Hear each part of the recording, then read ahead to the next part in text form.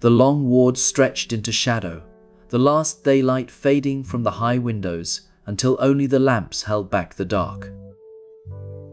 Welcome to the Sleepy Medical History Channel. Tonight's episode is called The Night Nurse Before Electric Light, a quiet history of the women who watched through the hours when medicine had no machines, no monitors, and no certainty but what their own senses could gather. This is history, not medical advice, and it is told for rest, not for instruction.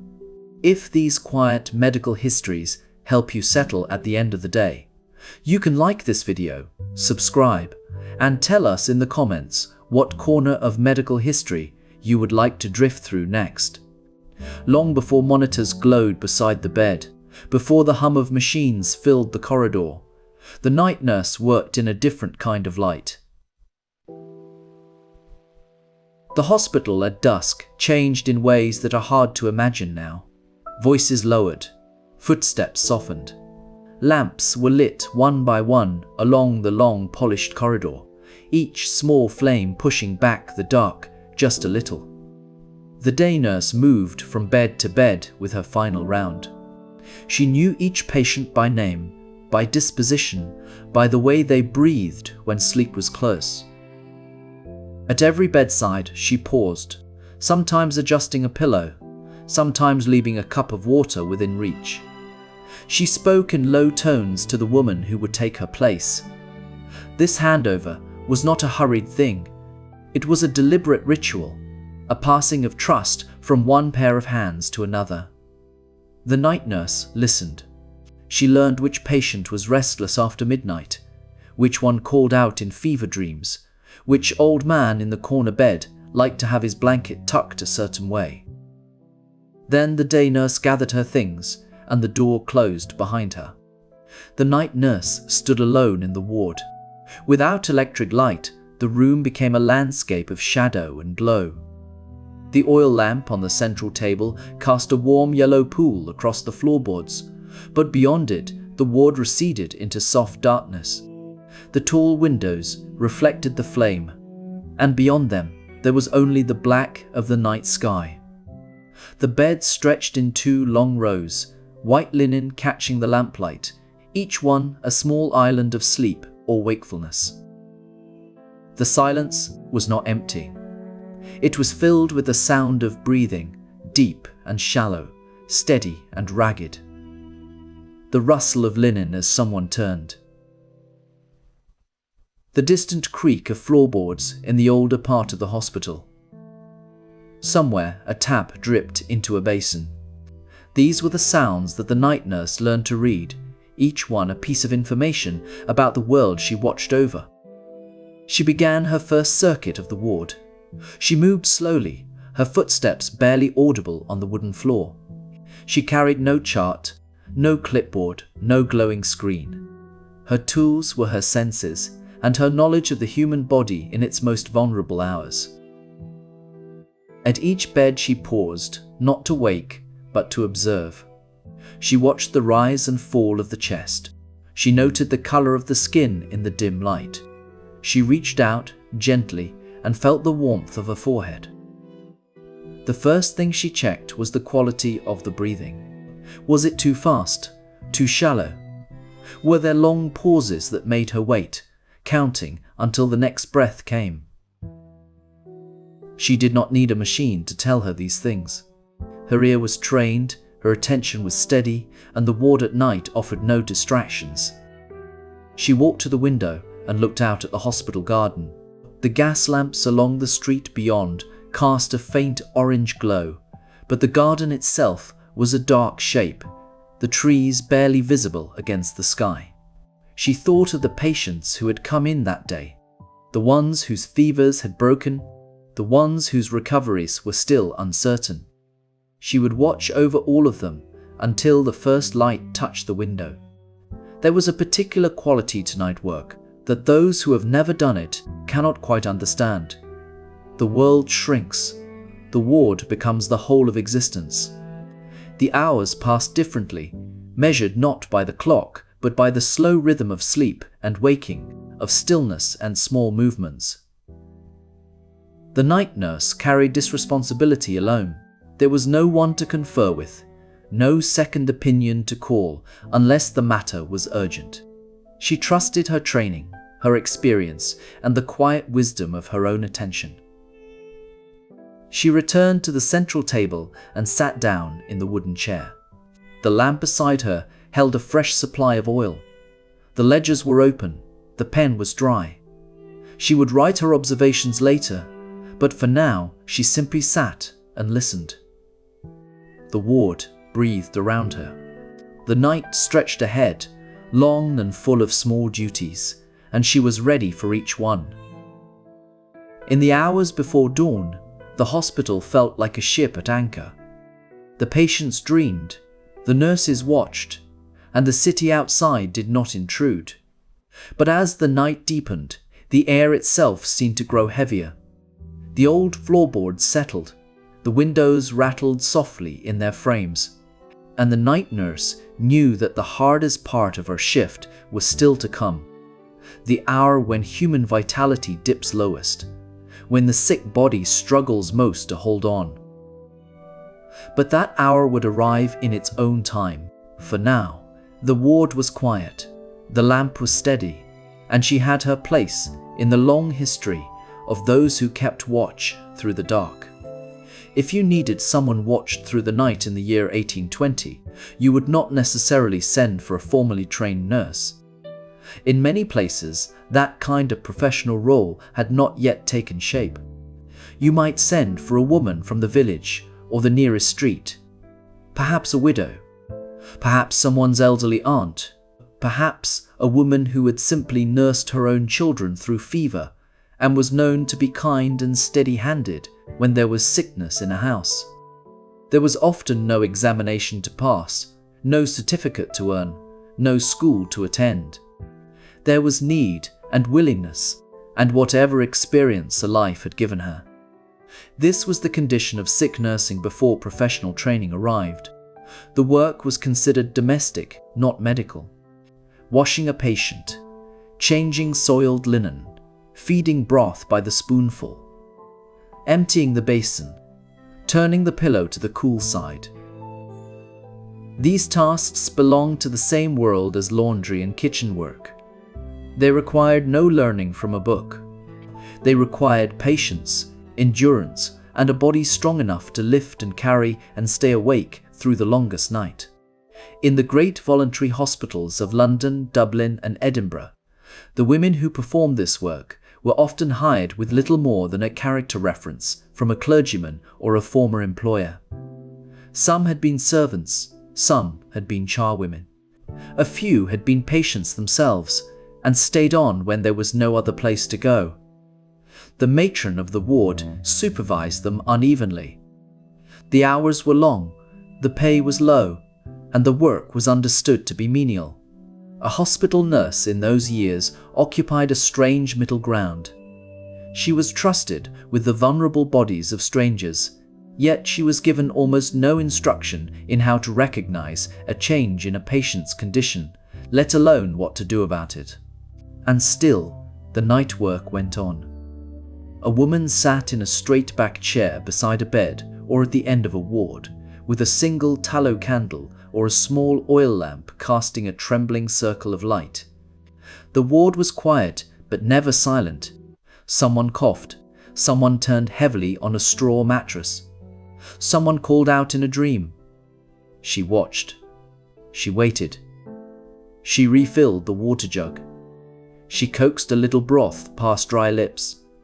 She did not take a pulse by the clock, but she knew when a hand was too warm or a breath too shallow. She learned, as women had learned for centuries, by paying attention. There were exceptions. The religious nursing orders of the Catholic Church and certain Protestant sisterhoods had maintained a different standard for generations. The Sisters of Charity, the Daughters of Charity, the Augustinian nursing sisters. These women lived by a rule. They rose at set hours. They prayed together. They washed the sick in a prescribed order. They kept the ward clean, not because they were told to, but because their vocation required it. Their habits were practical as well as symbolic. Long skirts that could be tucked up, sleeves that could be rolled, aprons that could be scrubbed. A religious sister on night duty moved through the ward with a lantern, a basin, and a quiet step, and she answered to a superior who expected her to be awake, attentive, and composed. This was the closest thing the early 19th century had to a trained nurse. But most sick people never saw a hospital ward at all. Nursing happened at home, in the patient's own bed, in a room that doubled as kitchen and parlor and bedroom all at once. The woman who nursed was a neighbor, a cousin, a daughter, a mother. She worked without a uniform, without a roster, without a supervisor. She learned by watching her own mother, by trial and error, by the whispered advice of other women who had done the same. There was no handbook for the night shift. There was only the candle, the basin, the linen, and the sound of someone breathing beside her. By the middle of the century, a small but growing number of reformers had begun to argue that this was not enough. They had seen the difference a disciplined nurse could make in a military hospital, in a fever ward, in a cholera outbreak. They had watched religious sisters move through a crowded room with a calm that seemed to quiet the very air. They began to ask whether goodwill and endurance were sufficient grounds for the care of a human life. The answer, they were slowly coming to believe, was no. Nursing required something more. It required teaching. It required standards. It required a woman to know what she was doing and to be answerable for it. And that realization, quiet, slow, stubborn, was the seed of everything that followed. The trained nurse did not appear all at once. She arrived piece by piece, through night after night of careful watching, through the gradual conviction that a woman beside a bed with a lamp in her hand deserved to know what the light revealed.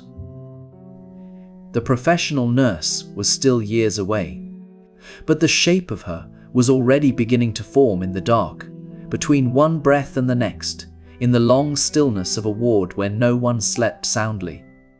Lamp, basin, sheet, chart. The oil lamp was the first thing a night nurse checked when she came on duty. Not the patients, not the charts, not the state of the ward.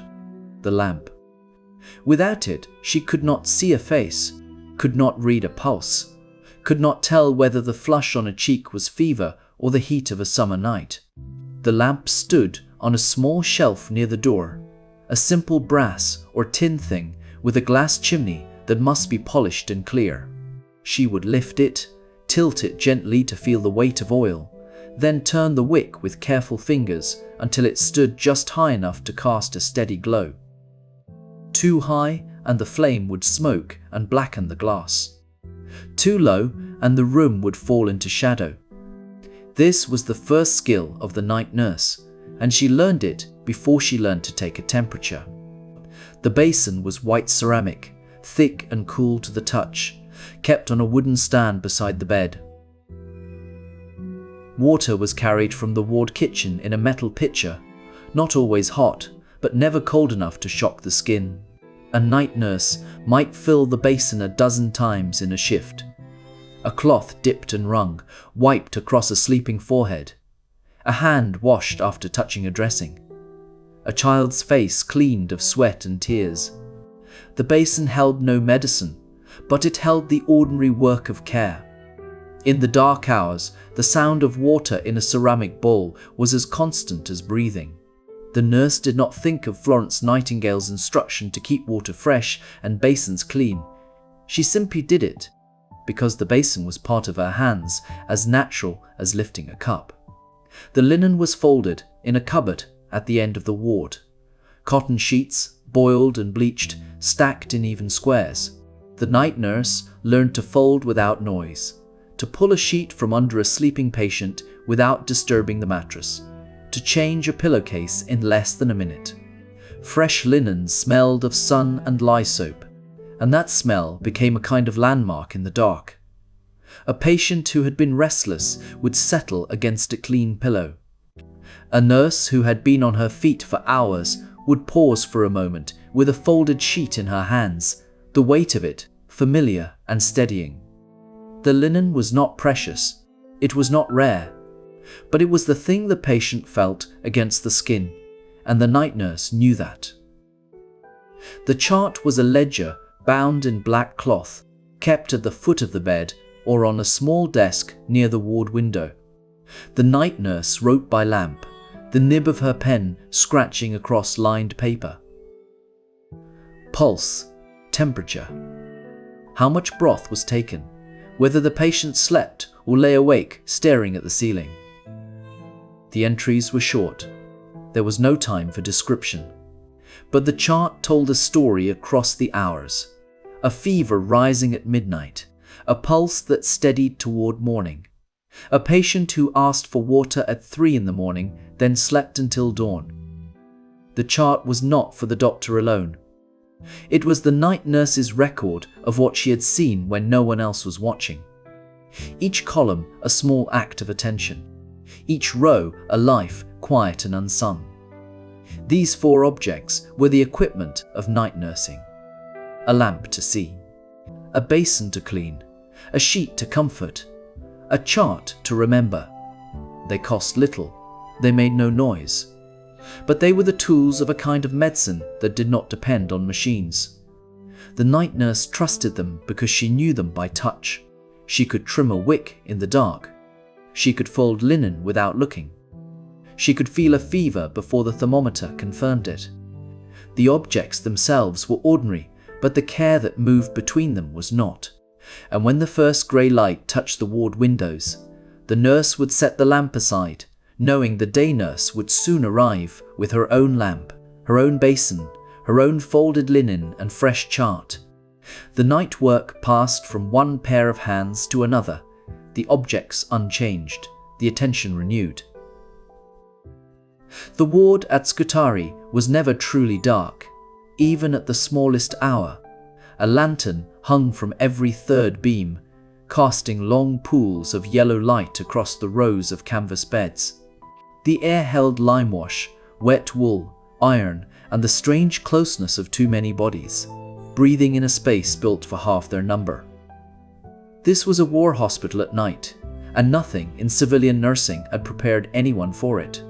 Before the Crimean War, nursing in most British hospitals was casual work.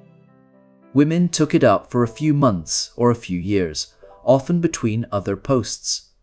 There was no standard training, no uniform, no agreed method for keeping a ward through the night. A nurse might be a widow, a former servant, or a woman with no other trade.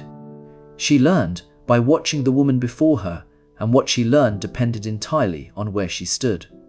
A London teaching hospital and a parish infirmary might as well have been different professions. The war changed that, because the war produced suffering on a scale that could not be ignored. Reports reached England by letter and newspaper. Wounded men lying on bare floors, dressings reused until they stiffened. Surgeons working through the night without enough hands to hold a patient still. The public read these accounts at breakfast tables and in parlours. And the question that followed was simple and uncomfortable. Where were the nurses? When women answered that call and travelled to the hospitals at Scutari and Balaclava, they found wards that defied every expectation. The buildings were old, converted barracks, former halls, commandeered houses. The beds were packed so closely that a nurse could barely walk between them. Supplies arrived erratically, clean linen 1 week, nothing the next. And the work did not stop when the sun went down. At night, the ward became quieter, but no less urgent. A soldier with a fever might worsen in the small hours. A dressing might need changing by lantern light. A man might call out for water, or for someone to simply sit beside him while he struggled to sleep. It was in these nights that the reformers found their evidence. Florence Nightingale and those who worked alongside her kept meticulous notes: how many patients, How many nursing women? How many candles? How many basins? How many men recovered? And how many did not? The data was stark. The existing system had no capacity for the scale of need. If nursing was to meet the demands of war, and, by extension, the demands of ordinary hospital care, it could not remain an informal trade picked up between other obligations. The argument for reform was straightforward. Nursing must become a trained occupation. Women entering a hospital ward should know how to prepare a poultice, how to take a pulse, how to recognize the change in a patient's breathing that meant something was shifting beneath the skin. They should be answerable to a matron, not to chance. They should have proper quarters, regular meals, and a clear duty roster that gave them hours to rest as well as hours to work. From this pressure came the first secular training schools. At St. Thomas's Hospital in London, a program was established where women lived in a dedicated nurses' home, attended lectures, and worked on the wards under supervision. They learned by doing, but they also learned by writing, keeping observation notes, recording temperatures, noting which treatments seemed to help and which did nothing at all. The woman who graduated from such a school was not the same woman who had entered. She carried a new kind of authority, built from discipline and repetition, and the quiet confidence of knowing what to do when the ward fell silent. And yet, for all the reform, the night ward remained what it had always been, a place of waiting and watching. The lantern still hung from the beam. The nurse still walked between the beds with a slow, even step. The tools were better, the basins cleaner, the linen more reliably changed. But the essential work had not changed at all. A woman sat beside a sleeping man and listened to him breathe. When the breath stuttered, she rose. When it steadied, she stayed. That steadiness, learned in the hardest hours of the war, became the foundation of modern nursing, and it carried forward into the quietest moments of the night, where a nurse now stood at the bedside with a chart in her hand and a lamp burning low on the table beside her. A pulse taken in the dark told the night nurse more than any spoken report. She pressed 2 fingers to the inside of the wrist and counted. She did not need a watch with a second hand, though she had one pinned to her apron. Her fingers learned to feel the difference between a pulse that raced and one that dragged, between one that bounded against the skin and one that barely stirred beneath it. In a ward where the lamps were turned low and the windows showed only the dark, this was her first instrument, and she carried it with her everywhere. The breathing of a ward was a sound the night nurse came to know as intimately as her own. Each bed had its own rhythm. Some patients breathed in short, shallow gasps, as though the air itself hurt them. Others sighed heavily in their sleep, the sound carrying across the room like a slow tide. A few were silent, barely stirring the sheets, and these she watched most carefully, for silence in a sick room was not always peace. It could be exhaustion, or resignation, or the body withdrawing into itself. She learned to walk softly between the beds, pausing at each one, listening for the rise and fall of breath before she moved on. Fever had its own timetable, and the night nurse was its keeper. In the evening, as the sun went down and the ward grew dim, the heat of illness often rose. A patient who had been calm through the afternoon might grow restless as the hours passed, throwing off the blanket, turning the pillow to find its cool side, murmuring in a voice that was not quite awake. The nurse knew that this was the body fighting, and she watched it the way one watches a fire that might either burn out or catch. She brought cool water. She adjusted the linen. She sat beside the bed and waited. And then, in the small hours of the morning, the fever would often break. The skin would cool, the breathing would slow, and the patient would slip into a deeper, quieter sleep. The night nurse was the first to know. She was the one who marked the turning point, who recorded the hour, who decided that the crisis had passed. She had no machine to tell her these things. She had her hands, her eyes, her ears, and the accumulated wisdom of experience. She learned to read the color of the skin, the moisture of the tongue, the smell of the breath. A dry tongue meant thirst, but it could also mean something deeper. A breath that carried a sweet or sour scent told her things the patient could not put into words. She noted these signs in her mind, and later in the night report, in careful handwriting, by the light of a shaded lamp. The night report was not a medical chart in the modern sense. It was a story of the night, written shift by shift, patient by patient, in the quiet hours when there was nothing else to do but observe. Restlessness was one of the most telling signs. A patient who tossed and turned, who could not settle, who pulled at the sheets or spoke to someone who was not there. This was a body in distress. But so was the patient who lay perfectly still, arms at the sides, eyes fixed on the ceiling, neither asleep nor awake. The night nurse learned to distinguish between the two, and she knew that each required a different kind of attention. To the restless, she offered calm, a hand on the shoulder, a word spoken softly, the simple reassurance that someone was there. To the still, she offered watchfulness, waiting for the moment when they might need something they could not ask for. She worked by instinct, but it was an instinct shaped by repetition. Night after night, she walked the same corridor, past the same beds, checking the same patients.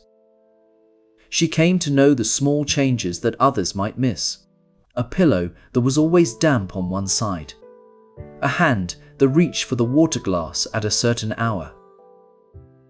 A cough that came in 3 short bursts, always the same, always at the same interval. These were the patterns that made up the night, and she read them as easily as a musician reads a score. The temperature of the room mattered as much as the temperature of the patient. She kept the windows open just enough to let the night air circulate, but not so much that the damp settled in. She knew that cold could worsen a fever, and that stale air could deepen a cough. She adjusted the blankets, checked the fire in the stove, and made sure that the lamp did not flicker so low that the ward fell into total dark. A night nurse worked in shadow, but she needed enough light to see. And through it all, she listened. The ward had a language of its own, the creak of a bed frame, the rustle of linen, the distant bell of the town clock marking the hours. The night nurse heard everything, and she sorted the sounds without thinking. The sound of a patient trying to sit up, the sound of a glass being set down too hard, the sound of breathing that had changed, that had become something else. She did not need to be told that something was wrong. She heard it in the air. As the first pale light began to show at the edges of the window, the night nurse began her final round. She checked each patient one last time, noted the pulse, the breathing, the color of the skin. She folded the linen, straightened the blankets, and prepared the ward for the day nurse. She wrote her report, signed her name, and blew out the lamp. But before she went home, she paused at the door and looked back. The ward was quiet now, and the sleepers were peaceful. Another night had passed, and she had been the one to watch it through. In the next chapter, we will follow her into the morning, to the rituals of cleanliness, the changing of the linen, and the quiet dignity of making a sick room fit for healing. The hour before dawn in a hospital ward is the quietest hour of all. The fires have burned low in the grates. The lamps have been trimmed twice since midnight, and the patients who were restless in the early watches have finally settled into something that resembles true sleep. It is the hour when the night nurse moves more softly than ever, not because she is tired, though she is, but because the silence itself has become a kind of presence in the ward, and to break it would feel almost like a violation. She makes her rounds by the light of a single oil lamp, turned low. She carries it not in front of her, but slightly to the side, so that the beam falls across the beds, without shining directly into any sleeping face. She has learned this trick in her first weeks of training. A lamp held straight ahead blinds the patient. A lamp held at the hip illuminates the room without waking anyone.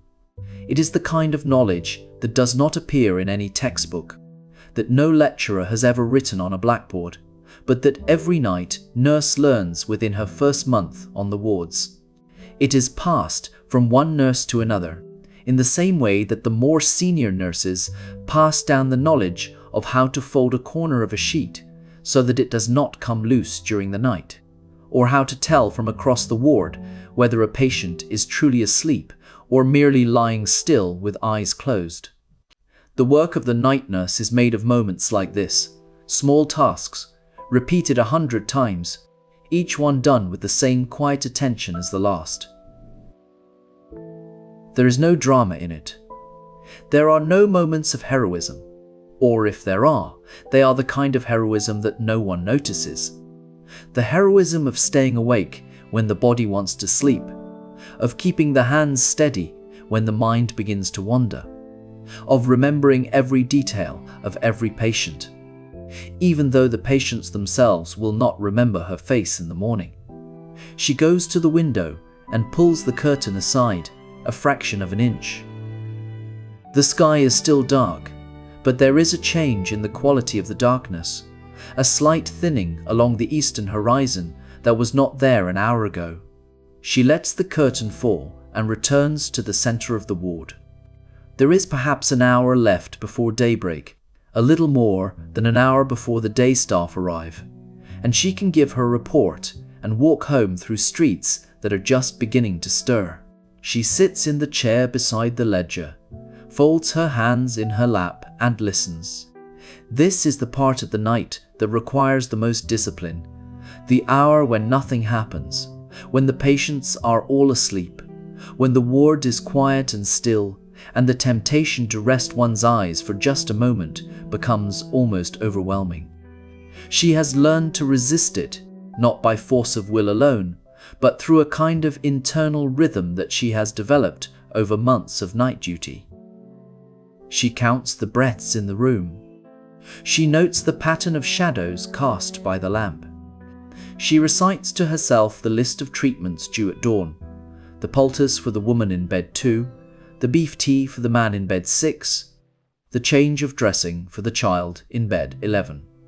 She prepares the handover report in her mind, arranging the night's observations into the order the day sister will expect, temperature and pulse for each patient, any treatment given, any change in condition, any patient who slept badly or well or not at all. She knows that the day sister will ask questions, will want details, will expect the report to be accurate and complete. The handover is the bridge between the night and the day, the moment when one nurse entrusts her patients to another. It must be done properly because the patient's safety depends on it. She checks the time. 5:45. The day staff will arrive in 15 minutes and the ward must be ready for them. She makes one final round, straightening the screens that have shifted during the night, folding the towels that hang by the sink, emptying the basin and wiping it dry. She opens the window a crack to let in a little fresh air. The morning air is cool and smells of damp stone and coal smoke and the first green of spring. She breathes it deeply, feeling the tiredness settle into her bones now that the night is almost over. The first grey light is not a sudden thing. It arrives like a slow tide, seeping through the high windows of the ward long before the sun itself can be seen. The nurse knows this light well. She has watched it come 1,000 times, always in the same quiet way. First, a softening of the darkness, then a pale silvering along the edges of the glass, Then the slow return of color to the room. The oil lamp on her desk has been burning all night, its small flame steady and patient, and now it seems almost unnecessary, though she does not turn it down just yet. The ledger lies open before her.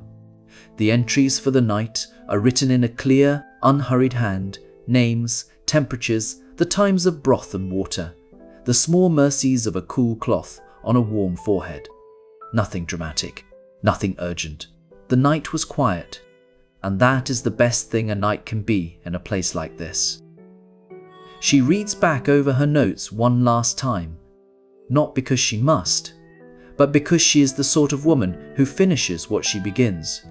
Every mark has meaning, every observation is a thread in the long weave of the patient's recovery. She closes the ledger with a soft sound, the pages settling like breath. The ward is long and narrow, with beds arranged along both walls in neat rows. The patients sleep. Some breathe deeply, the sound of rest that has been earned. Others stir now and then, turning in their sleep, murmuring at dreams the nurse cannot know. She walks the length of the room slowly, her steps making no sound on the wooden floor. She knows the creaking boards by heart and steps around them without thinking. At the first bed, she pauses. A blanket has slipped low on an elderly woman's shoulder. The nurse lifts it gently, drawing it up to the chin, tucking the edge just so. The woman does not wake. She simply sighs, as if the warmth had been waiting for permission to settle. At the next bed, a child lies sleeping with one arm thrown above her head, her face soft and unguarded. The nurse straightens the sheet without touching her, a small adjustment that wants nothing in return. It is the kind of care that leaves no mark in the ledger and asks for no recognition. It is simply what the night nurse does. In the quiet hours, when no one is watching and no one is calling, there is still work to be done. Not the work of crisis or drama, but the steady work of presence. She reaches the far end of the ward and stands for a moment at the window. The sky beyond the glass is no longer black. It is a pale grey, the colour of old linen, with a faint blush of something warmer gathering along the horizon. The first birds have begun to call, tentative at first, then more certain. The world is waking. She can hear it now. The distant clatter of a cart in the street, the creak of a door opening somewhere below. The day staff will be here soon, arriving with their brisk voices and their fresh aprons and their cheerful certainty that the night has passed without incident. She lowers the lamp. The flame shrinks and the glass cools. She does not extinguish it entirely, that will be someone else's task.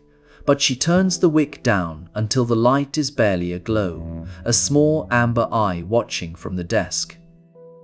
The room is bright enough now, with the coming dawn. The oil was never the true light here anyway. The true light was the nurse herself, her quiet attention, her unhurried hands. The simple fact that she was present through every hour of the dark. She gathers her shawl from the back of the chair and drapes it over her arm. Her cap is straight, her apron still clean. The night has been kind to her, or she has been careful, which may be the same thing. At the door she turns and looks back at the ward one final time. The beds are still. The patients sleep. The first golden edge of sunlight has begun to creep across the floor, and in a few minutes the day staff will sweep in with their trays and their charts and their bright voices. But for now, in this last moment of stillness, the night nurse stands in the doorway and lets herself see what she has held all night long. A room full of sleeping people, safe and warm. The night survived once again. She steps through the door and pulls it closed behind her with a soft click. The ward is quiet. The day will begin. And somewhere, in the long rhythm of the work, another night nurse will take her place when the light fades again. And now, through the long hours of darkness, came the work that defined the night nurse, perhaps more than any other task. It was the slow, repetitive labor of cleanliness. Before anyone understood that invisible creatures carried disease, before the word bacterium entered the language of medicine, the night nurse was already at war with dirt. She knew it by other names. The stale air that gathered in the ward after midnight, the damp warmth of sheets that had not been changed since morning, the smell that rose from a bedpan left too long, the film on the surface of the wash basin water after the third or fourth patient. She did not need a microscope to know that these things were wrong. Her nose told her, her hands told her, the restless turn of a feverish patient told her. And so she worked.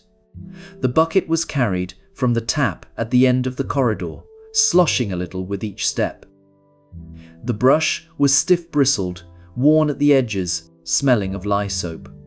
She knelt beside the bed of a sleeping patient and scrubbed the floorboards by the light of an oil lamp turned low, not because anyone was watching, not because a matron would inspect, because the air felt closer when the floor was dirty, because the next patient might need that bed, because she had been taught that cleanliness was the next thing to godliness. And in a hospital of the last century, that was not a pious saying, but a working principle. The linen was changed in the dark. The night nurse could fold a sheet without waking a patient, could slide the fresh cotton beneath a limp body, and draw the soiled cloth away in a single motion that felt almost like a kind of magic. The soiled linen was gathered into a basket and carried to the scullery. The fresh linen was stacked on a chest at the end of the ward, white and still, waiting. The smell of clean cotton in a sick room was not just comfort. It was a kind of promise that order could be restored. She washed the patients who could not wash themselves. A basin of warm water, a cloth, a towel folded over her arm. She worked in silence, dipping and wringing, moving from one still form to the next. The water grew grey. The cloth grew warm. She wiped the forehead of a man who did not open his eyes, and he sighed in his sleep. She washed the hands of a woman who had been lying still for 2 days, and the woman's fingers curled slightly around the cloth, as if recognizing something human in the touch. It was Florence Nightingale who had insisted that the nurse's first duty was to keep the air as pure as the air outside. She had seen the hospital wards of Scutari, where the walls were filmed with filth, and the water was foul, and the men died not of their wounds, but of the place that was supposed to heal them. She had come home and written that every hospital should be judged by the smell of its wards. If you could smell the sick, she said, you were breathing the sick. The night nurse, walking the corridor in the small hours, understood this in her bones. The reformers were often mocked for their obsession with fresh air and scrubbed floors. It seemed so simple, so unscientific. Where was the surgery, the medicine, the learned diagnosis? But the numbers were stubborn. Wards that were cleaned at night, aired before dawn, where linen was changed, and floors were scrubbed, and patients were washed. These wards had fewer deaths. The night nurse, with her bucket and her cloth, was doing more than housework. She was building a barrier between the patient and the unseen world. She worked by touch in the dim light. She learned to find the rough grain of a wooden floor that needed a second scrub. She learned the weight of a wet sheet and the way it clung to her arms. She learned that her hands, her apron, her basin were not just tools but boundaries. Everything that touched a sick patient had to be washed before it touched another. She did not know why.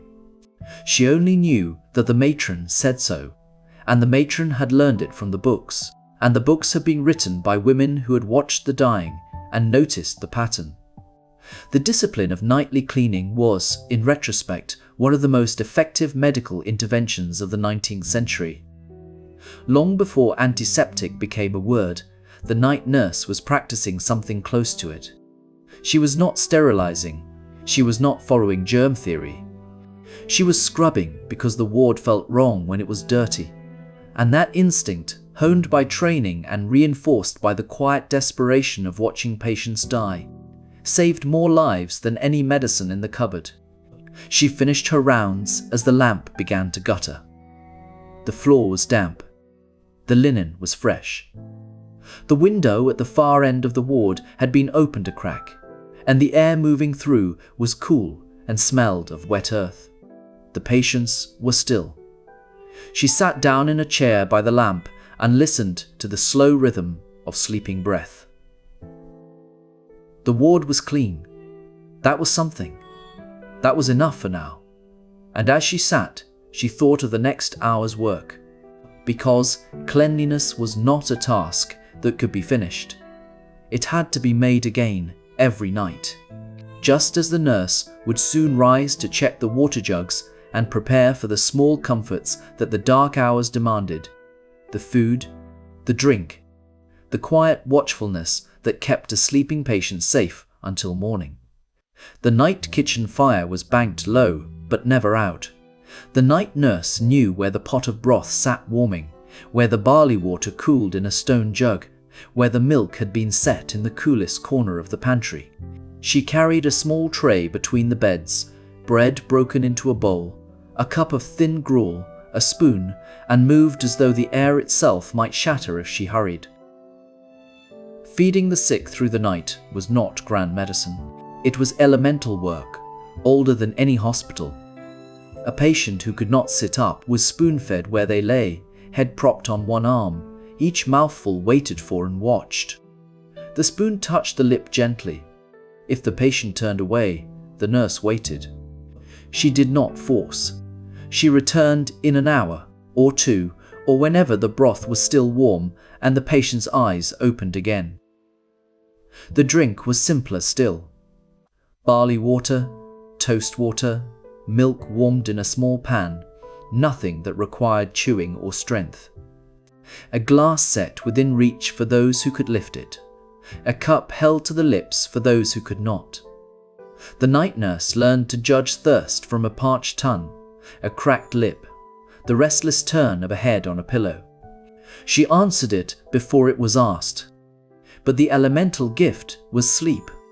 A ward of 20 or 30 beds, each holding a body fighting its own battle. The nurse understood that her footsteps were medicine or poison. Heavy boots, a clatter of metal, a loud whisper that carried across the room. Each was a small theft of rest. She learned to tread softly, not because she had been told to, but because the ward taught her. A patient who slept might heal. A patient woken too often might never find the thread of recovery, and so she moved like a shadow. Linen folded in silence. The basin set down without a sound. The scrape of a chair leg lifted, never dragged. The discipline of quiet was as precise as any surgical skill, and far less praised. But quiet could not be absolute. There were treatments to give, fevers to check, doses to measure. The night nurse carried a small lamp that barely illuminated her own face, let alone the ward, and she learned to read a patient by the sound of their breathing before she ever reached the bedside. When she had to wake a sleeping patient, she judged the cost. Some medicines could wait until dawn. Some could not. The decision was hers, in the dark, with no one looking over her shoulder. This was the silent authority of the night nurse. She was not a doctor. She did not prescribe. But she decided, hour by hour, which sleep was sacred and which could be broken. She held the ward in a kind of pact. I will keep you warm, fed, and undisturbed as long as I can.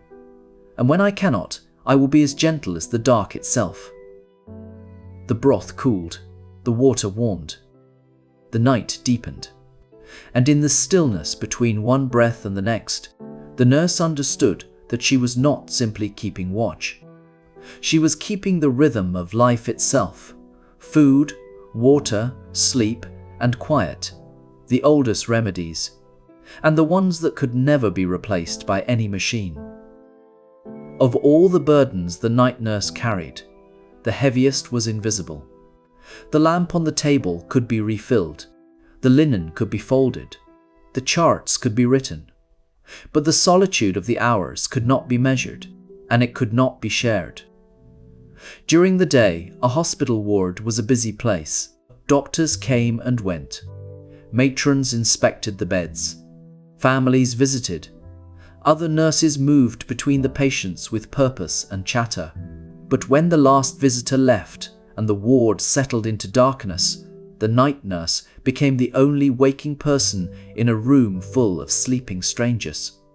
She sat alone with her lamp, with the breathing of perhaps 20 or 30 patients, and with whatever the night brought.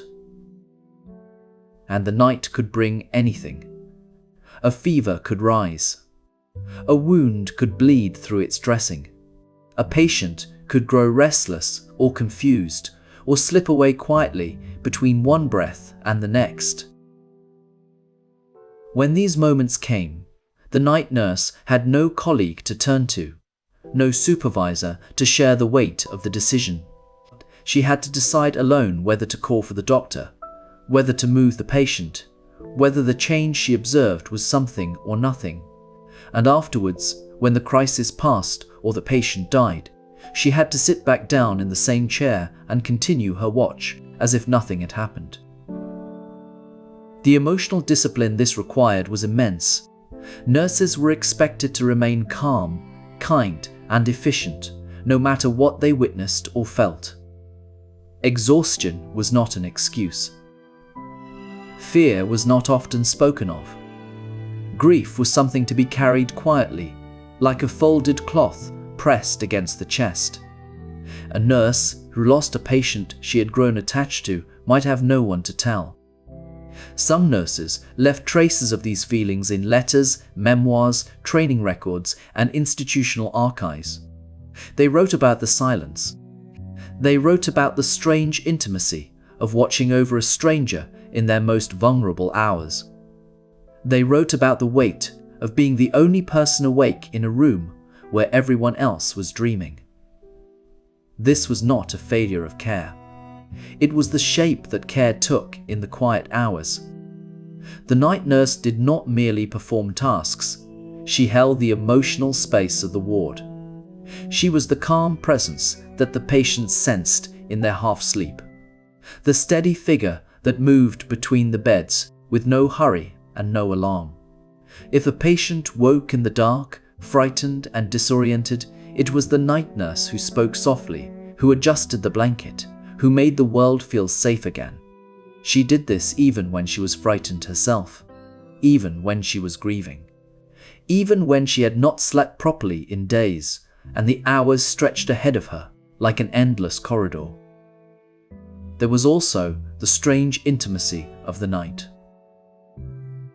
In the daytime, a patient was a collection of symptoms and treatments.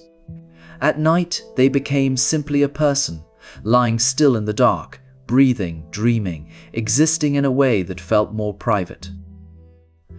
The night nurse witnessed this privacy. She saw the vulnerability that the day concealed. She knew which patients cried in their sleep. She knew which ones reached for the blanket in a gesture that reminded her of a child. She knew the sound of a patient's breathing when it changed from peaceful to troubled. This knowledge was not clinical. It was deeply, quietly human, and it demanded something of her that no textbook could teach. Over time, this emotional discipline became part of nursing's professional identity. Composure was not just a personal quality. It was a duty. A nurse who showed panic in a crisis was not merely upset. She was failing her patients. This expectation was rarely written down, but it was understood by every woman who took up the lamp. It was passed from senior nurses to trainees in the same tone that instructions about bandages and bedpans were given. Stay calm, stay kind, stay present. The night depends on it. What did the night nurse think about during those long, quiet hours? The diaries suggest a mix of the practical and the reflective. She thought about the patients, of course, scanning each face in turn, watching for the smallest change. She thought about her training, about the rules she had been taught, about whether she was doing everything correctly. She thought about the world outside the ward, the ordinary life that continued while she sat in the lamplight. She thought about the families of the patients who were asleep in their own beds, trusting her to care for someone they loved. And sometimes, in the deepest part of the night, she thought about the quiet itself and what it meant to be alone with so many sleeping souls. The night nurse carried this weight without ceremony. She finished her shift, handed the ward to the day nurses, and walked home in the morning light. No one asked how she felt. No one recorded the emotional cost. But the cost was real, and it shaped the kind of care that patients received. The night nurse who held her composure through the long hours, who sat with a dying patient in the dark, who calmed a frightened sleeper with a soft word, was doing work that medicine could not measure, but that every patient could feel. And when the dawn began to show at the window, pale and slow, the weight began to lift, just a little.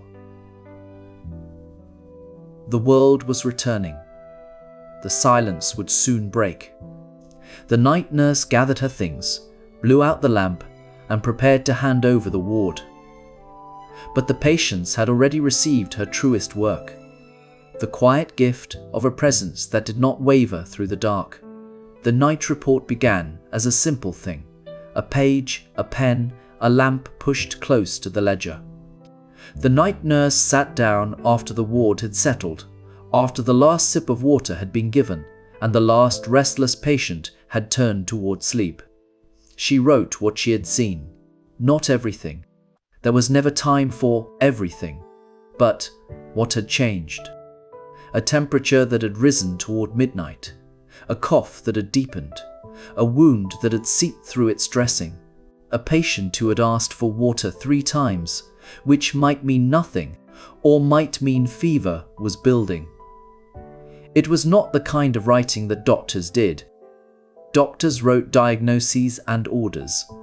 The night nurse wrote observations.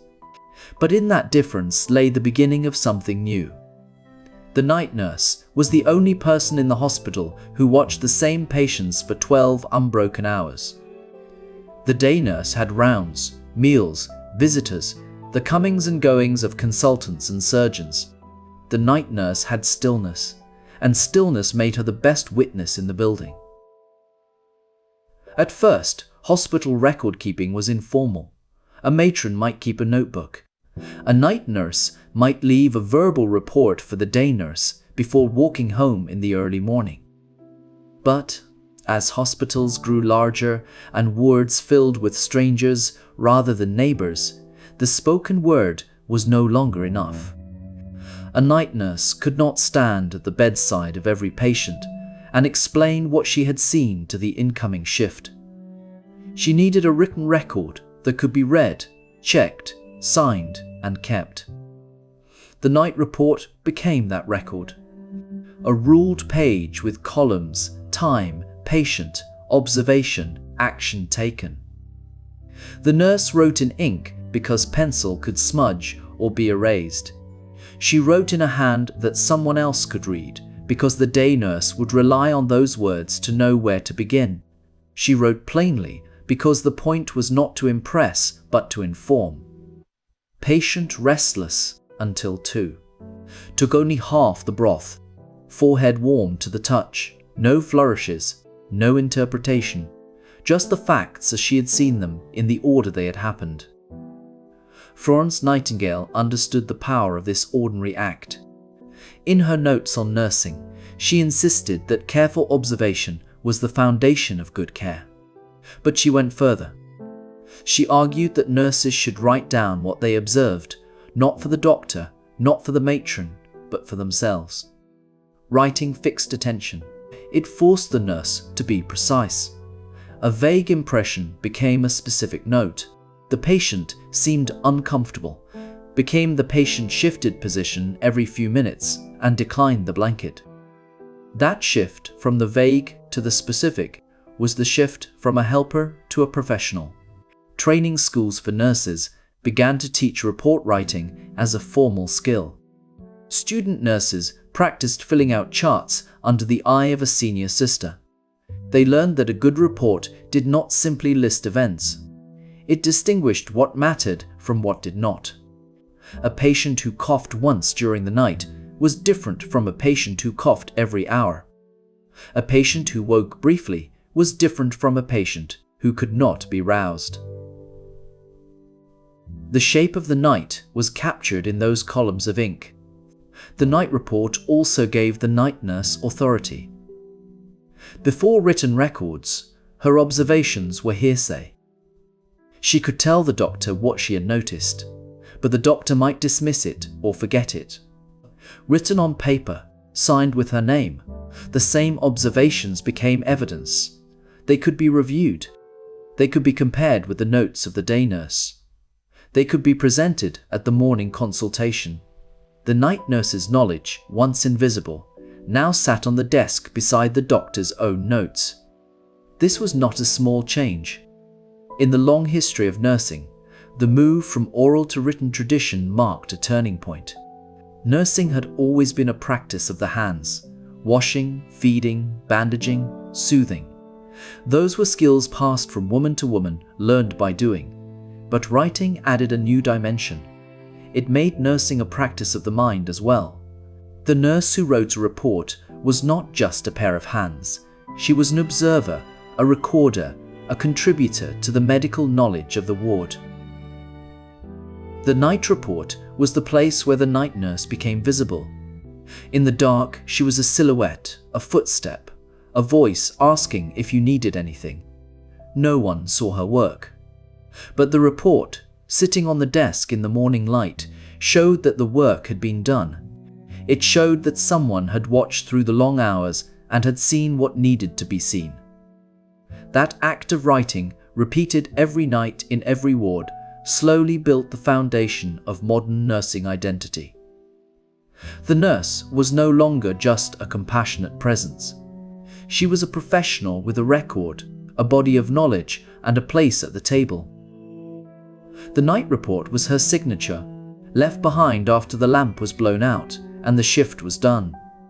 And when the dawn finally came and the day nurse arrived to read what had been written, the night nurse handed over more than a page of notes. She handed over the night itself, measured, named, and held in ink. Before a woman was trusted to sit alone through the night in a hospital ward, she had first to learn what it meant to be a nurse at all. And that learning did not begin with the difficult work of steadying herself at a bedside when a patient's breath changed. It began with smaller things. With a bed. With a basin. With the right way to fold a sheet so that it lay smooth and tight and would not wrinkle beneath a sleeping body. The training schools that arose in the second half of the 19th century were built on the idea that nursing could be taught, that it was not simply a matter of kind heart or willing hands, but of method, discipline, and a certain kind of attention.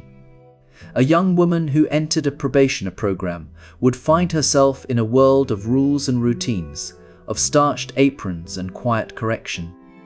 She would be told how to stand, how to walk, how to enter a ward without disturbing the air.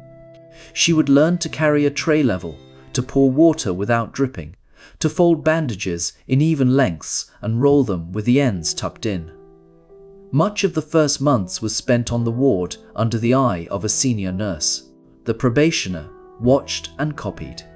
She learned to make a bed the way the hospital required, with neat corners and the blanket turned back to the ward standard. She learned to bathe a patient who could not move, to lift without straining, to dry without rubbing, to protect the skin of those who lay in one position for hours. She learned to serve meals in the proper order, to note what was eaten and what was left, to report it without being asked. The real learning, though, happened in the hours between the lectures. On the ward, a probationer learned to read a patient not by speaking, but by watching. She learned that a certain stillness might mean sleep or might mean something else. She learned to notice the way a blanket was clutched, the angle of a head on the pillow, the sound of breathing that was just slightly too fast. She learned to bring these observations to the senior nurse in a clear and quiet voice, without adding her own alarm or her own opinion. A nurse in training was not sent to night duty quickly. She spent months working in daylight, under supervision, before anyone trusted her to watch a ward alone in the dark. And even when that night came, she was expected to call the matron if she was uncertain. The nurse who sat alone did not sit without a chain of knowledge behind her. She had been watched, corrected, taught, and tested. She carried the habits of the training school into the quiet hours. To graduate was to receive a certificate and a uniform. These were not trivial things. The certificate was a document that testified to a woman's competence, signed by those who had examined her. The uniform marked her as belonging to a profession.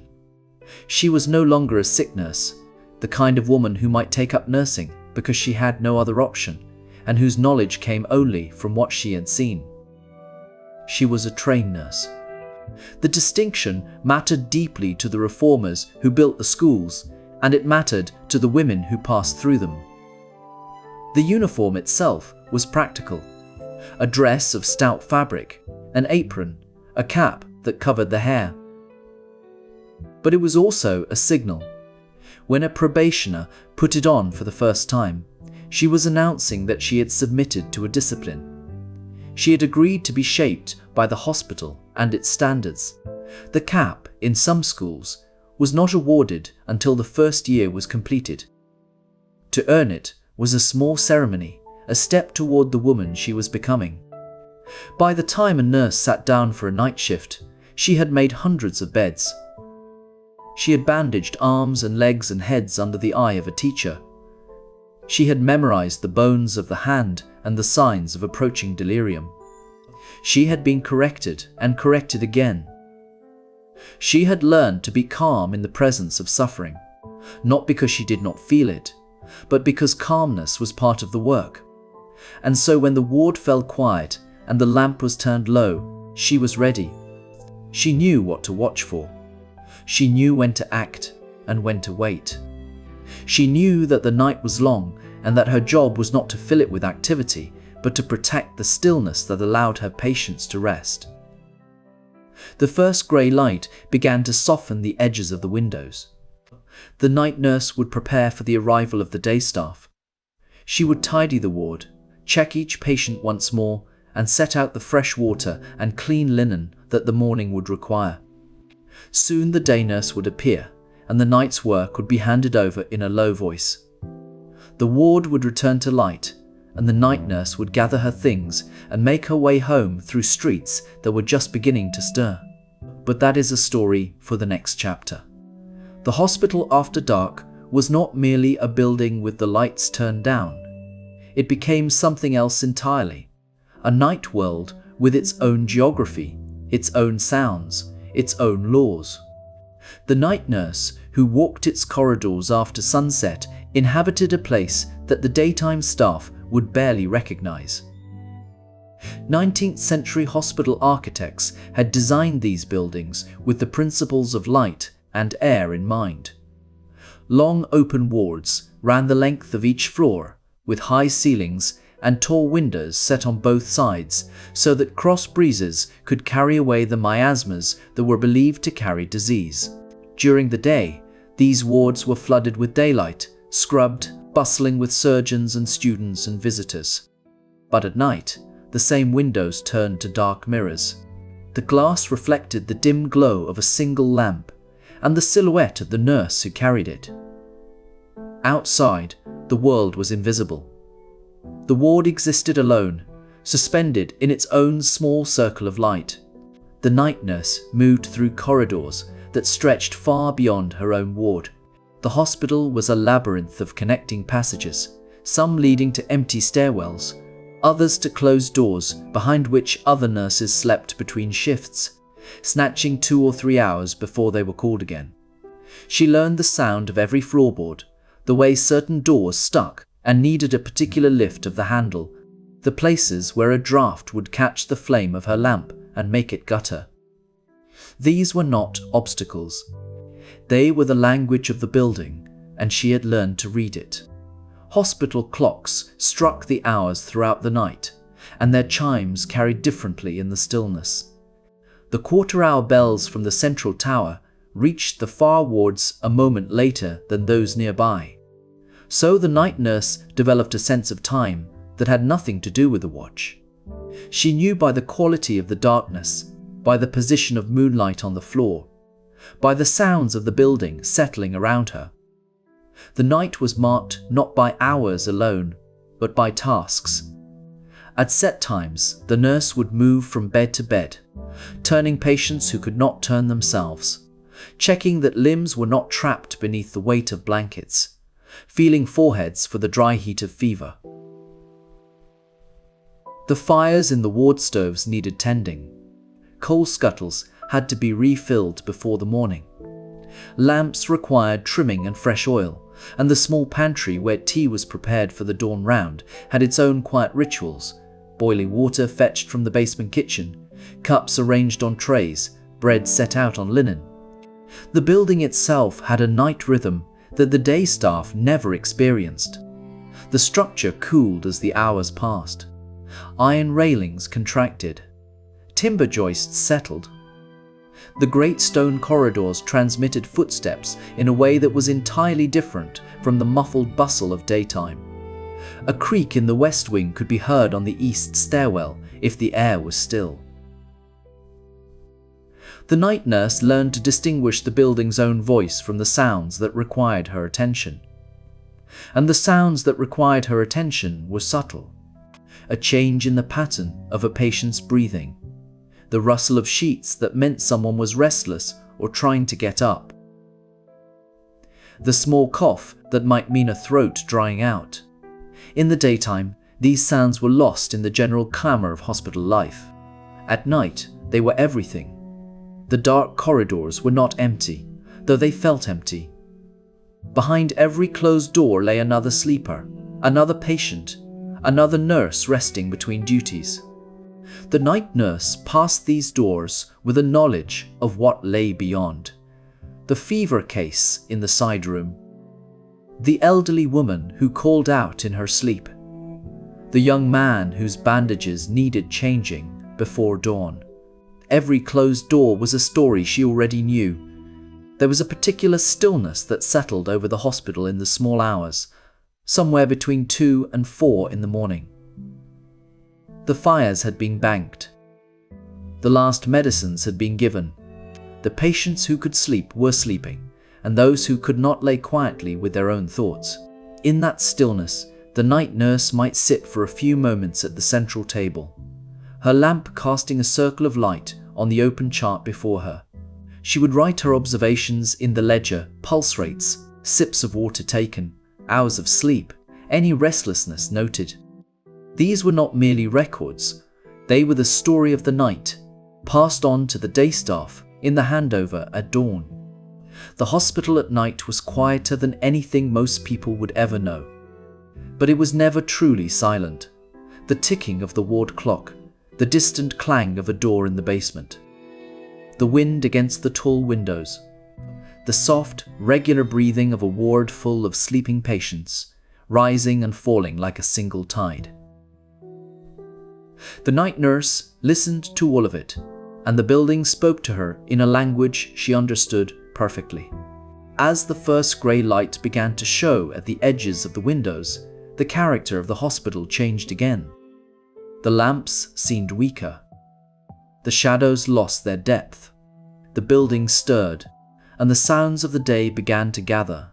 Footsteps in the corridors, the clatter of the kitchen, the distant voice of the night porter making his final rounds.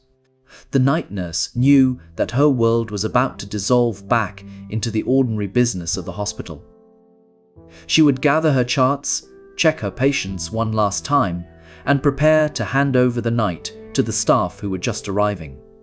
And when she stepped out into the corridor, the morning light falling through the tall windows, she carried with her the knowledge of everything that had happened in the dark. The building would not tell its night secrets to anyone else, but she knew them all, and that knowledge would follow her home through the quiet streets into the daylight until she returned again when the sun went down. The door of the ward at night might as well have been the door to another country. The doctor had gone home. His coat was off. His bag was set down. Perhaps he was eating a late supper or sleeping in a room where no bell rang and no patient called out. The night nurse stood on the other side of that door, alone with the ward, and with every decision that could not wait until morning. The physician's authority was absolute in the daylight hospital. He walked the wards with students behind him. He examined, prescribed, pronounced. But at night, that authority became distant. The nurse could not reach him by telephone. She could not send a note and expect an answer within minutes. If something changed in the condition of a patient, she had to decide whether it was urgent enough to send for him. That decision was not written in any rulebook. It lived in her experience, her knowledge of the patient, and her sense of what a doctor would want to know. This was the quiet weight of night nursing. The nurse was not a doctor, and she did not pretend to be one. But she was the only trained person in the building who had looked at the patient in the past hour. She'd felt the warmth of the skin. She had counted the pulse with her fingers on the wrist and noted whether it was thready or firm. She had watched the rise and fall of the chest and seen whether the breathing had grown shallow or labored since the last check. The doctor, at home in bed, had none of that information. He could not see the patient. He could only trust what the nurse told him. Some physicians understood this trust deeply. They knew that the night nurse's report was not a second-hand account, but a primary observation. She had been there. She had seen it. A good doctor listened to his night nurses with the same attention he gave his own examination. He knew that a nurse who had watched a fever climb through the evening might notice the exact moment when it broke. She might be the first to see a patient's color change, the first to hear a cough that sounded different from the hours before. Her eyes were his eyes, and her judgment was the only bridge between the silent ward and the doctor's sleeping household. But trust had to be earned on both sides. The nurse had to learn when to act and when to wait. A young nurse might send for the doctor too quickly, worried by a change that was not yet dangerous. An experienced nurse knew that the doctor's rest mattered too. If he was called unnecessarily, he might arrive tired and irritable, and the patient would gain nothing from it. Worse, he might stop trusting her judgment the next time she called. The relationship was built on small decisions repeated night after night. Call too late and the patient might suffer. Call too soon and the trust frayed. The nurse carried that balance in her mind with every observation she made. There was also the question of what the nurse could do on her own authority. She could not prescribe medicine. She could not change a treatment order. But she could act within the boundaries of the nursing role as it was understood in that era. She could cool a feverish forehead with a damp cloth. She could adjust the blankets. She could raise the patient's head on another pillow. She could offer water, sit with the restless, and speak in a voice that calmed. These were not medical interventions in the strict sense, but they were not trivial either. A patient who was comfortable and quiet was a patient whose body could do its own work of healing. And when the nurse did send word, the process was itself a small ritual of authority and trust. She would write a brief note on a slip of paper, describing what she had observed and why she thought the doctor should come. In some hospitals, she rang a brass bell that summoned a porter who carried the message through the night streets. In others, the note was taken by a younger nurse or a night orderly. The doctor would read it by the light of his own lamp, dress, and walk or ride to the hospital. By the time he arrived, the nurse had already prepared everything he might need. She had checked the patient again. She had the chart ready. She had the lamp burning by the bedside. The conversation between doctor and nurse in the middle of the night was different from the formal rounds of daytime. There were no students present. No one was being tested or evaluated. They stood together by the patient's bed, speaking quietly, and the doctor relied on what the nurse had seen. She might point to a change in the patient's breathing, or a shift in color that she had noticed an hour before. The doctor would examine, confirm, and decide. Sometimes he praised her for calling him. Sometimes he said nothing, and the silence itself was approval. But either way, the collaboration was real. The hierarchy remained, but in practice, the work was shared. At the end of the night, when the doctor returned home or moved on to his morning duties, the nurse finished her shift, knowing that she had held a kind of authority that existed only in the dark. It was temporary. It was delegated. But it was hers for those hours. And the patients resting in their beds did not know that a decision had been made on their behalf, a message sent, a judgment weighed. They only knew that when they woke, the doctor had come, and the nurse had been there all along. As the first light touched the windows, the night nurse began to gather the notes she would leave for the day staff. Among them was the record of every call made and every judgment she had carried alone. The morning nurse would read it. The doctor would read it. And in that ledger of small decisions lay the quiet architecture of trust between the woman at the bedside and the man who had slept through the night because she was watching. She wore the uniform before she was a nurse. That was the first transformation. A long dress in dark cotton or wool, fitted at the bodice and full in the skirt, made to move through narrow spaces without rustling. A white apron, crisp and pinned, covered the front from chest to hem. Her hair was pinned beneath a cap, simple, unstarched, tied under the chin or at the back of the neck. On her feet, sturdy leather boots with quiet soles. She learned to walk, so the boots did not announce her approach. The uniform was practical, but it also identified her. In the dim of the ward, a patient waking from sleep could see the white apron and know, someone is here. The cap told them she was not a maid, not a visitor, not a cleaner. She was the night nurse. She wore the same dress for her entire shift. There was no changing into scrubs, no laundry service at the end of the night.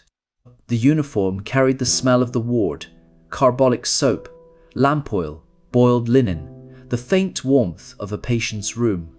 She might own 2 dresses, one to wash and one to wear, and she washed her own apron by hand in the hours before she slept. Her meals came at odd hours. A cold supper left in the kitchen, a bowl of porridge before dawn, tea brewed in a small pot and drunk standing at the sideboard. She ate alone, or with the other night nurses if the ward allowed it. The dining room was empty. The kitchen fires were banked.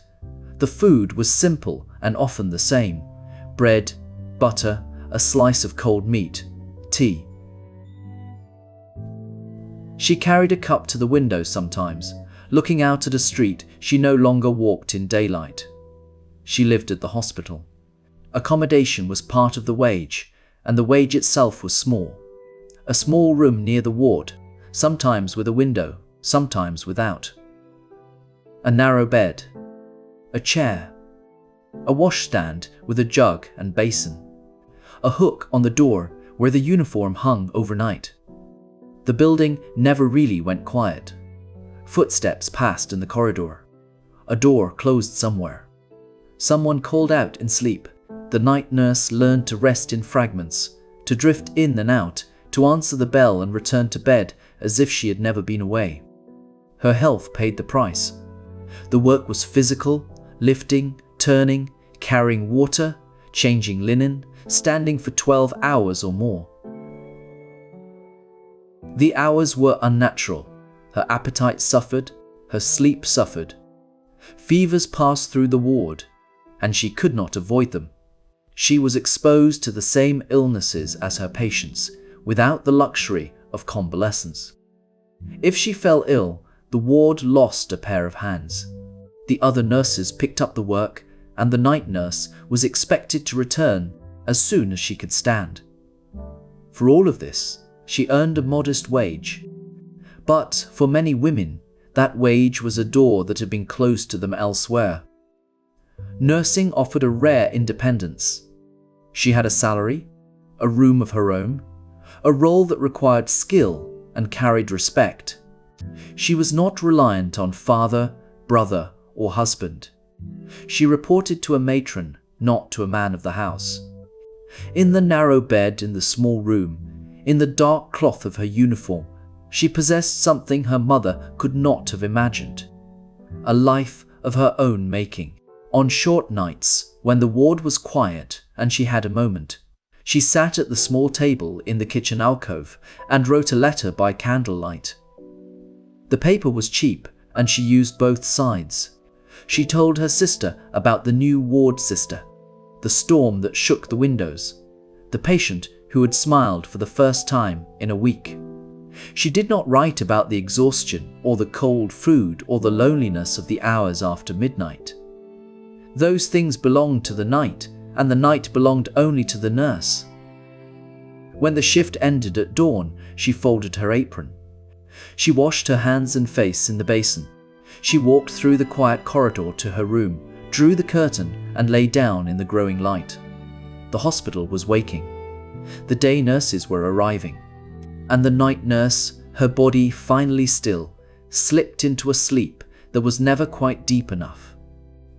Outside her small window, the street began to stir. A cart passed. A voice called a greeting. Morning was happening without her. She had given her attention to the dark so that others could rest, and now the world forgot she had been awake at all.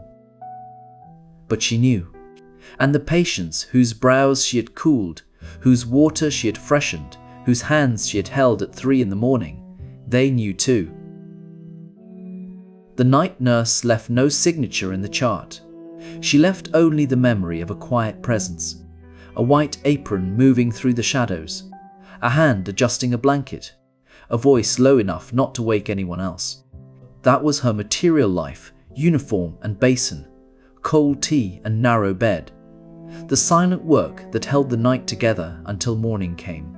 To remember the night nurse is to reach for a figure who was never quite still, never quite silent. Even in the quietest records, she appears in Victorian memoirs as a kind of lamp herself, a steady presence at the bedside when the house settled and the clock grew loud. Novelists placed her in sick rooms and fever wards, often as a moral anchor, a woman whose usefulness was measured in hours no one else would keep. But these portraits, however fond, were painted from a distance. The real night nurse, the one who sat through the small hours with aching feet and a cup of cold tea, was rarely the one holding the pen. Hospital archives hold a different kind of memory. In letters home, institutional records, published reminiscences, and training school accounts, nurses appear as working women as well as symbols. They wrote of exhaustion and pride in nearly the same sentence. They described silence, discipline, homesickness, strict matrons, long hours, and the odd tenderness of becoming familiar with strangers by lamplight. These fragments do not contradict the idealized portrait. They sit alongside it, giving the remembered figure a pulse. Photographs from the 1890s show nurses in starched caps and long aprons, standing stiffly beside a bed or a chair. Their faces are often composed, unrevealing. But in a few, there is a slight asymmetry to the mouth, a tiredness around the eyes that no amount of studio light could erase. These women were not angels. They were employees, trainees, widows, daughters of families who needed the wage. They learned to take a pulse in the dark and to judge a fever by the warmth of a hand on the cheek. They were proud of what they could do, and they did not always feel grateful for the conditions in which they did it. Memorials to nurses are quieter than those built for doctors or philanthropists. In the corner of a hospital chapel, a brass plaque may read, "In memory of the nurses who served this hospital." No names follow, or a single name survives, a ward sister, a matron, while the night nurses who died of the same typhus, the same exhaustion, remain uncounted. War memorials are often no different.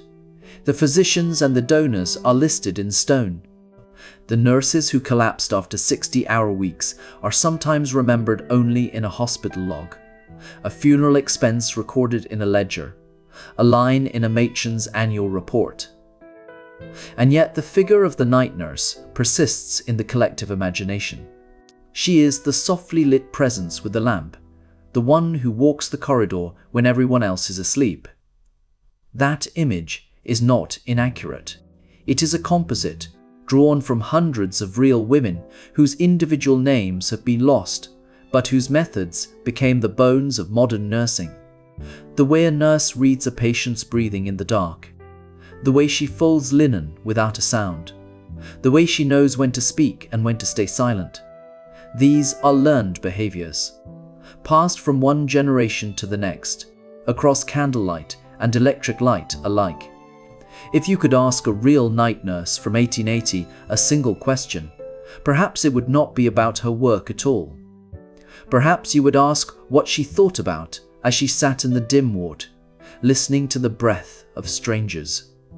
Whether she was afraid, whether she prayed, whether she thought of the life she might have lived if the hospital had not claimed her. But she is beyond answering now, and what remains is the shape of her in the dark, the echo of her footsteps on the stone floor, the folded sheet, the lamp left burning until dawn. And as the first grey light touches the window, the night nurse knows her work is nearly done.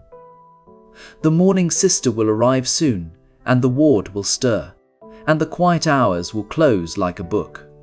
Tomorrow night, someone else will take the lamp. But the memory of her, of all of them, stays in the corridor, faint as footsteps on stone, soft as the turning of a page in a pocketful of poetry. The first grey light arrived without announcement. It did not flood the ward, it seeped. A pale blue-grey wash crept across the floorboards, touched the foot of the iron bedsteads, and slowly gave shape to the room the darkness had held all night. The windows, which had been black mirrors since supper, now revealed the outline of bare branches beyond the glass. The ward returned, not all at once, but in degrees. The gleam of a water jug, the fold of a sheet, the handrail along the wall. The night nurse had been moving through this space for hours by touch and memory, and now, at last, she could see it again. She began her final rounds before the day shift arrived. The same beds she had checked at midnight, and at 3 o'clock she visited once more. But the rhythm was different now. The urgency of the long night had softened. There was no need to step quietly past the sleeping. Some were already stirring.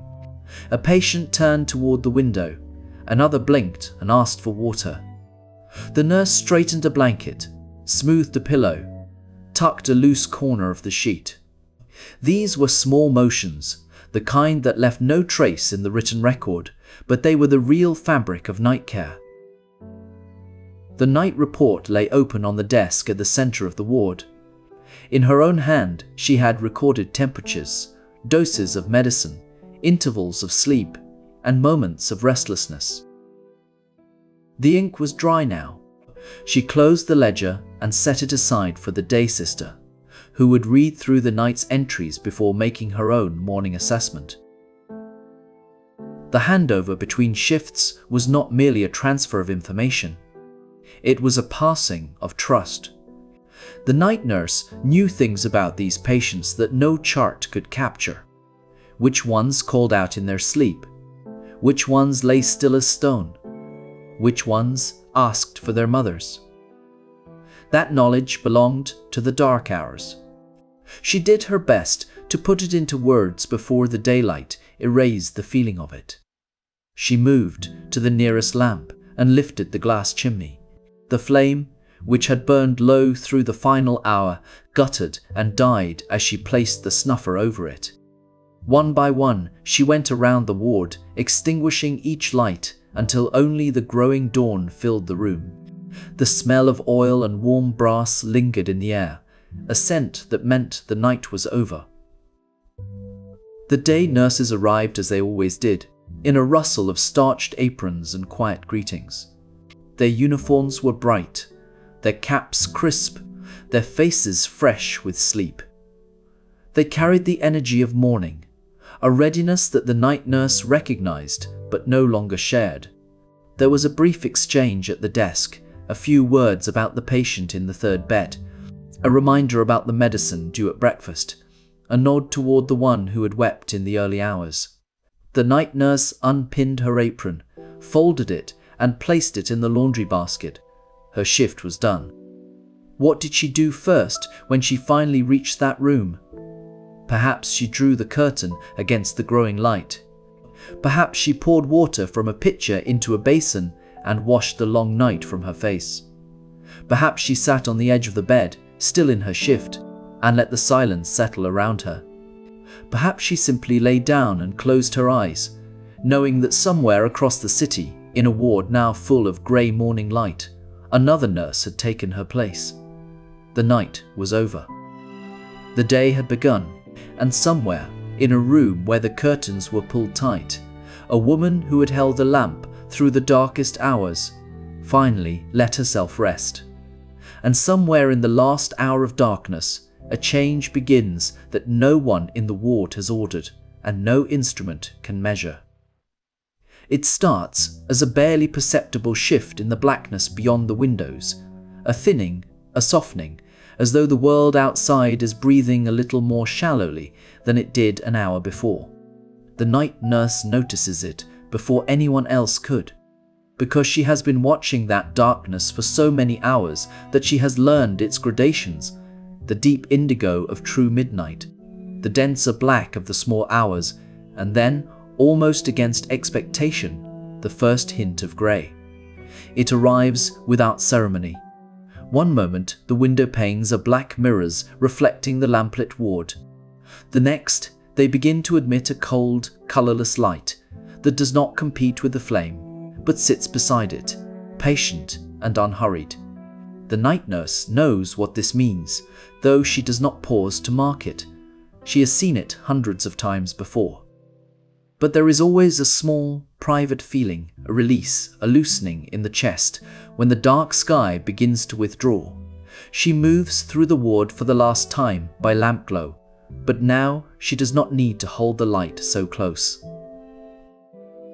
Gradually, objects reclaim their outlines. The iron bed frames, which have been suggestions and shadows for 9 hours, become solid and distinct. The water jug on the bedside table reveals its white curve. The face of a sleeping patient resolves into features, the closed eyelids, the slack mouth, the grey hair against the pillow. None of them know she is watching. They have been trusting her all night, without ever waking to see her face. Her final rounds have their own rhythm. She checks each patient with eyes that have learned to read stillness, the rise and fall of the blanket, the color of a hand resting on the sheet, the sound of breathing that is either peaceful or shallow. She straightens a corner of linen that has come loose. She touches a forehead with the back of her fingers, cool, not fevered, and draws the blanket up to the chin. These are small motions, barely perceptible, but together they form a kind of closing benediction. The night nurse does not wake a single patient, and yet she leaves every bed in better order than she found it. The lamp is the last thing. She carries it to the table at the center of the ward, lifts the glass chimney with practiced care, and turns the wick down. The flame shrinks, wavers, and drowns in the last thread of oil. A thin ribbon of smoke rises and dissolves. For a moment, the ward is darker than it has been all night, because our eyes have forgotten how to see without that small sun beside her. But the grey light at the windows has grown stronger, and as she blinks, the room reassembles itself around her. She closes the night report with a final line in her careful hand. The entries stretch across the page in even columns: pulse, temperature, food taken, any change. 7 or 8 entries for each patient, spaced through the hours from 10 at night to 6 in the morning. It is a document of attentiveness. A doctor will read it later and learn what happened while he slept. The day nurse will read it and know where to begin. But the writing of it, line by lamplight, was the night nurse's alone. The apron comes off with 2 ties at the back, folded and set aside. The cap is unpinned, the hair shaken loose. She pulls on her cloak, wool, dark, heavy enough against the morning chill, and she walks out of the ward with the same soft step she has used all night. The corridor is no longer a tunnel of shadow. The high windows let in a pale blue light that falls in long rectangles across the floor. A cleaner is already at work with a mop at the far end. The hospital is waking.